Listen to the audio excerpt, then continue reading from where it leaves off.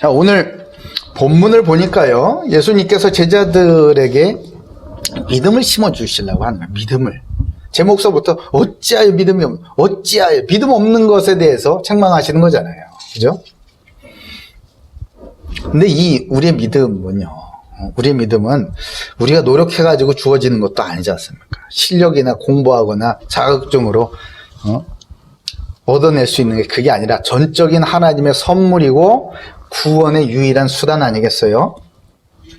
근데 이 믿음, 바로 믿음을 주시려고 했는데 예수님께서 제자들에게 주시려고 했었던 그 믿음은요, 그냥 머리로 공부로 하는 지식적인 믿음이 아니라 그야말로 사실적인 믿음을 주려고 하셨습니다.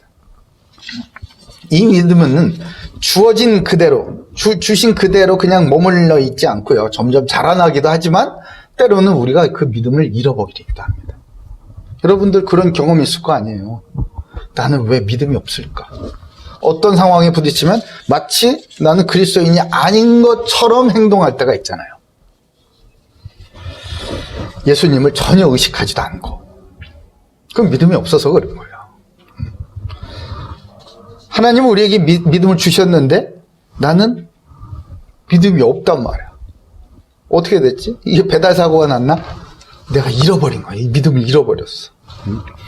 예수님은 제자들을 부르시고 함께 그들과 동행을 하셨습니다. 그래서 복음을 가르치시면서 그 제자들에게 사실적이면서도 구체적인 믿음을 심어주고자 하셨던 겁니다. 오늘 본문은 그것을 너무나 잘 보여주고 있어요. 자, 그럼 첫 번째입니다. 제자들을 향한 소명입니다. 35절 볼까요? 35절 같이 읽습니다. 시작. 그날 저물 때에 제자들에게 이르시되 우리가 저편으로 건너가자 하시니. 아멘. 신앙생활은 내가 시작하는 게 아니죠. 그렇죠? 동의가 되시죠? 자, 그러면은 하나님께서 우리를 불러주셔야 시작할 수 있는 거예요.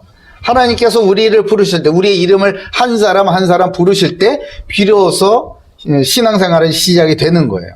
구원의 주권도 부르심의 주체도 하나님이시기 때문에 그렇습니다. 그런데 하나님의 부르심은요, 우리가 성경에서 가만히 보잖아요. 그럼 좋을 때, 뭔가 내가 막 편할 때, 여유 있을 때, 잘 나갈 때, 아무 일 없을 때, 이럴 때 부르시는 게 아니더란 말이에요. 항상 막 밑바닥에 처박힐 때, 구석질 때, 막 어두운 그늘 속에 저 깊이 떨어질 때, 실패할 때, 절망하고 허무할 때, 그런 극단적인 상황에 처했을 때, 그때 하나님의 음성이 비로소 들리더라 이거예요. 예수님도 본문에서 보면은 그날 저물 때에 그래요. 저물 때에 껌껌한데 왜 부르시냔 말이야. 네? 저물 때에 그래요.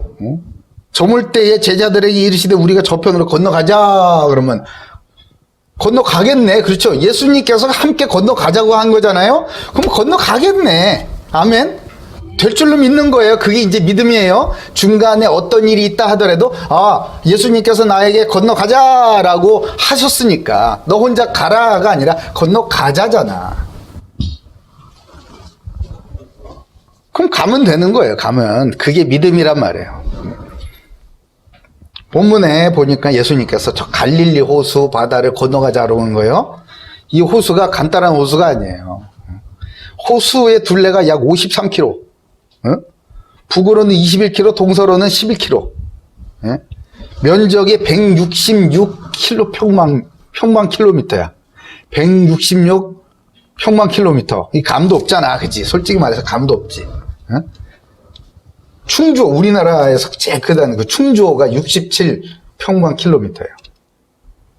그러니까 충주호의 한 2.5배 정도 되는 아주 엄청나게 큰 호수입니다. 그래서 바다라고 그러는 거예요. 바다. 갈릴리 바다 그러잖아요. 갈릴리 바다. 사실은 호수가 바다같이 넓어서 바다라고 부르는 거예요.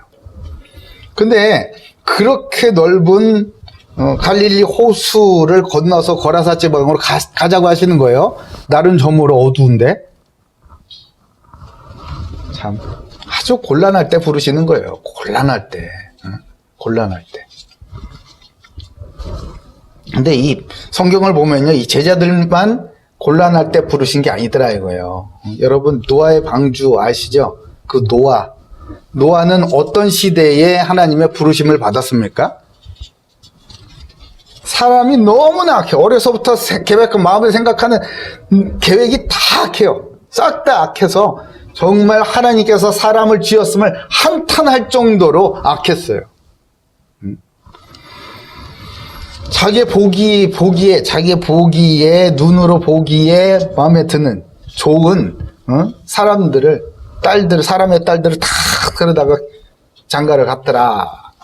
하나님의 뜻과는 전혀 상관없이 시집가고 장가가고 그러다가 하나님의 진노를 사서 물로 심판을 받은 게 그 노아 이야기 아니에요? 근데 이 시대에 노아를 부르셨다 이 말이에요. 노아를 불러서 그냥 편안한 일을 맡기신 게 아니에요. 이 극도로 악한 시대에 당대에 완전하고 또 하나님과 동행하면서 이렇게 잘 살고 있었던 노아를 부르셔서 뭘 해라? 너는 가서 고페르 나무로 너를 위하여 방주를 만들되 그 안에 칸들을 치고 역청을 그 안팎에다가 칠해라 이런 거예요. 아니 그 악한 시대에 산에다가 방주 짓고 있으면 와서 사람들이 뭐라고 그러겠느냐고요. 네. 결코 간단한 일이 아니에요. 결코 간단한 일이. 부르심이라는 건 간단치가 않아요. 사무엘도 하나님의 족으로 부르셨죠. 이때는요 사사시대입니다. 사사시대 잘 아시죠? 자기의 소견이 우는 대로 막 행해요. 그 당시 부패한 제사장 엘리에게 맡겨집니다. 언제부터? 젖대자마자 엄마 품을 떠나서 부패한 엘리 제사장에게 맡겨져서 거기서 길리움을 받았어요. 거기서 길러졌어요. 보는 것도 별로 좋은 게 하나도 없어. 이 제사장의 아들들은요 거기에 여자 사제들이지. 사제들하고 막 못된 짓을 하고 고기를 건져 먹고 아주 못된 짓을 했잖아요. 근데 이 아버지는 그런 아들들을 제지하지도 못해요. 그런 사람한테 길러지는 거예요. 하나님께서 사무엘을 그렇게 성장하도록 부르시는 겁니다. 에스더는 어때요? 에스더 우리가 알기에는 대제국의 왕비가 되었더라, 성공하였더라, 출세하였더라 이런 거잖아요. 근데 에스더의 남편으로 하나님께서 지목한 자가 누굽니까? 이 이스라엘 백성들을 유다를 포로로 끌고 간 적국의 왕이라고. 적국의 왕. 게다가 아주 포악하기 이를 데 없는 전쟁 광이었습니다. 이 사람이 누구냐면은 이 사람이 누구냐면은 영화 300에 나오는, 영화 300 봤어요?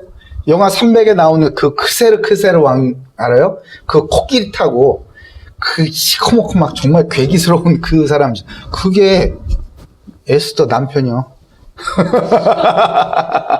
시집 가고 싶겠어? 힘이 아름다운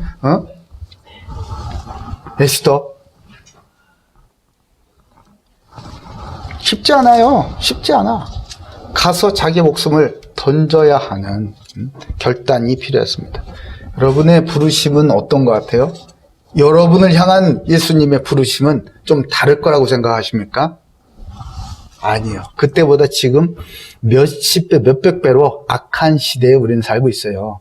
근데 그 악한지 왜 모를까요? 우리가 아직 보지 못했기 때문에 그렇겠죠. 저 여러분을 부르심은요, 이 빛이 없는 이 시커먼 세상에 우리를 보내시기 위하여서 부르심을 받았다는 거예요. 사랑하는 고대교회 모든 가족들은 자신을 향한 주님의 소명을 단단히 붙잡으시기 바랍니다. 눈을 뜨고 보면 이 소명을 내가 왜 붙잡았나 싶을 거예요. 그러나 하나님께서 그 소명을 이루시고 이 시대와 현장을 바라보는 눈을 뜨게 하셔서 하나님의 영광을 위하여서 용감하게 나아가게 되는 그런 큰 믿음을 주게 될 줄로 믿으시길 바랍니다.